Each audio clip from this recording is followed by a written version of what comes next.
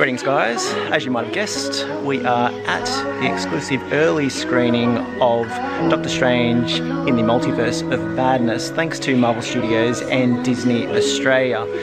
The film stars Benedict Cumberbatch as Doctor Strange and Elizabeth Olsen as Wanda Maximoff, also known as the Scarlet Witch.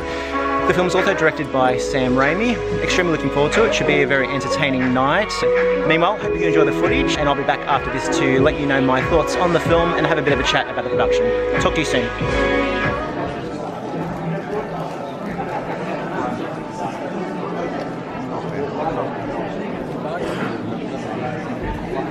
Stephen Strange. The Illuminati will see you now. We will see what kind of Doctor Strange you are. Every night, I dream the same dream. And then...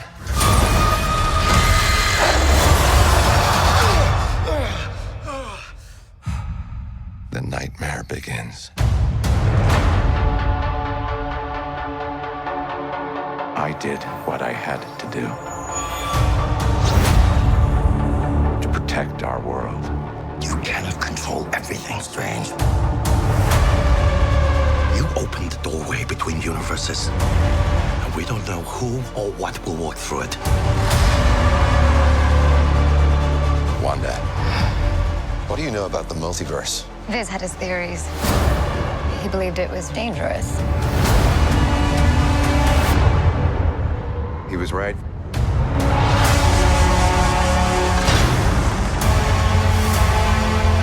I'm sorry, Stephen. Your desecration of reality will not go unpunished.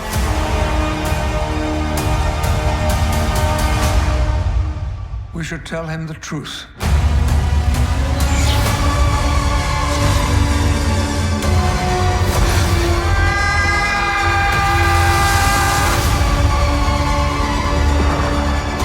Things just got out of hand.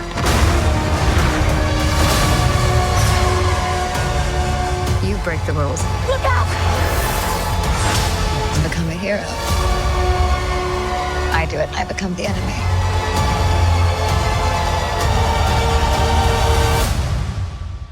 It doesn't seem fair.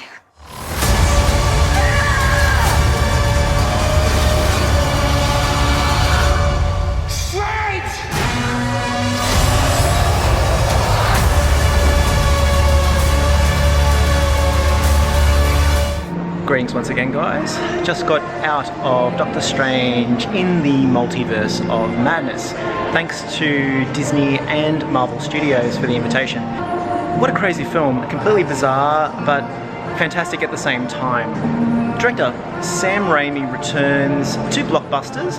Haven't seen him in a while. Kevin Feige has invited him to direct Doctor Strange, and it's a visual feast. It really is. Kevin Feige and Sam Raimi really do lean heavily into the fantastical visual concepts that were really illustrated originally by the creator of Doctor Strange, and that was Steve Ditko, along with Stan Lee, of course. But a lot of the visual imagery is very much Steve Ditko's. Some of the visualizations that they come up with in this film are completely remarkable. I have to give credit to the visual effects team. Completely fantastic. If the original Doctor Strange film was very grounded and a classic kind of hero's journey type of film, this film really leans heavily into the bizarre and, dare I say, strange aspects to Doctor Strange.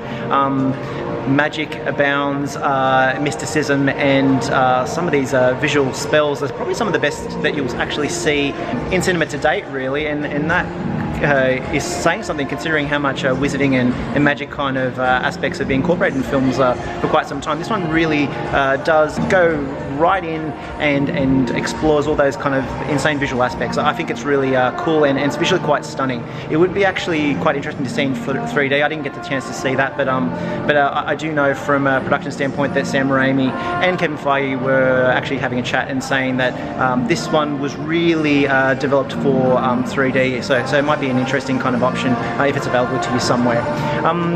The film stars Benedict Cumberbatch. He's glorious in this film. He really does develop the character a lot more, and he has a lot to do in this. It is the multiverse of madness, and it really does kind of tackle those concepts with physics and dealing with multiple realities and worlds and personalities occurring simultaneously in other universes. I mean, there is some kind of science and theoretical discussion about that. This film really does explore that, and it does really give Benedict Cumberbatch a kind of a foil to really act opposite himself in some ways and really explore different sides to the character. The same goes for Elizabeth Olsen, who plays Wanda Maximoff, and really, if you have seen WandaVision, you probably do know that they really have lent into the comic aspects of her other alter ego, and that is the Scarlet Witch. She's remarkable in this, and we really do see all the facets that are possible with Elizabeth Olsen's character. It's a remarkable performance, and it's great. Much like the recent series developed by Marvel Studios, Moon Knight, where Oscar Isaac is kind of having multiple kind of personalities within the same universe. He's just kind of got a personality disorder. Marvel really does like the idea of that at the moment, with actors playing alternate versions of themselves. It's really great, very entertaining, and really quite compelling. So I have to give a lot of credit to Elizabeth Olsen especially, and of course Benedict Cumberbatch. They are really the stars in this film, and that's not only from the credits. They really do put this film into the stratosphere. It's really kind of quite great. As far as entertaining, it's really good. I do have to say though, some of it is a little bit, not necessarily over the top, not quite bizarre, but just a lot of concepts are flying around, and for just a casual watcher who just wants a classic action adventure kind of thing, this goes really beyond all that. So it does really tackle a lot of intellectual aspects that might have to make you think a little bit laterally and left of field. I really think it's really fantastic. Now, some of the cameos in this film are quite incredible, and they got quite a few audience reactions. I won't divulge too much information here, but I do have to say though that there are some really unexpected cameos in this from characters from Marvel Comics that haven't really been introduced yet, that are quite big hitters in Marvel Comics. So let's just leave it at that, but they are quite remarkable, and I do like the way they visualized it, and it'll be interesting to see if they incorporate those characters in their current forms in future Marvel projects, because I think it did really get quite a good reaction from the audience, from what I could see, and from me as well. It was really entertaining to watch. Some popular ones, and even some slightly unexpected ones that were really welcome additions to the project, and I really do think that it does prove that Marvel can really explore lots of concepts here. There is quite a few ways they can go with this, and that's only really a teaser. They don't really need to go that direction, but they can, and it's really quite remarkable what Kevin Feige can do and what he has at his disposal. It just kind of seems to never end. It's really quite fantastic. So I'll just leave it at that, but it's really enjoyable, and I'm sure you'll love it if you do see it. Benedict Wong, also fantastic, and also briefly Chiwetel Ejiofor. He is really great in most projects he is in, but he just really does some fantastic work in this, especially opposite Benedict Cumberbatch. It's great to see him again as well. Also, director Sam Raimi does an incredible job of this. It is visually stunning, but also leans very much into horror. Now, I probably have to say the first probably quarter of the film, definitely action adventure and lots of mysticism and magic, but really does lean heavily into horror, and it's done really well. Not overly scary. I mean, younger audiences shouldn't be too afraid to kind of see this, but there really is some great horror aspects and some stuff that's taken from the horror genre that's really unlike anything that we've seen from Marvel so far. So again, that Marvel property that Disney acquired all those years ago, it really is just that big character bank that they can not necessarily just explore superhero movies, but a multitude of genres. And really, this is the first delving into horror that we've seen from Marvel Studios, and it's quite interesting to see where Doctor Strange will go. If they do lean heavily into this aspect in future projects, I wouldn't be surprised at all. Also, we have to say, visual effects, once again, absolutely stunning. Some of the visual spells that they come up with, it really is a symphony, and I kind of have a bit of a pun in there, because there is a massive sequence that really does have a bit of a symphonic kind of magic, really quite bizarre and quite visually entertaining. The fact that, you know, Marvel can kind of play around with things like this, and they don't really have to worry about kind of runtime. They just do whatever they want, and it's just highly creative. It's really admirable, and it's fantastic to watch. Also, I have to give a lot of credit to the composer, Danny Elfman, incorporating a lot of the prior used music from previous Marvel projects, but also some other projects, even animated ones, which might give you a hint about who you might actually see in this film. I did notice it very much. There's little visual and also musical tie-ins to the introduction of certain characters, so definitely fantastic. Also, the introduction of America Chavez, really cool. I won't give too much away about her because that might give too much plot details away, but look out for her. She is really great as well. But it really is the Benedict Cumberbatch and Elizabeth Olsen show. They are really doing some fantastic character work in this film, and it's very admirable from them. So congratulations to those two especially.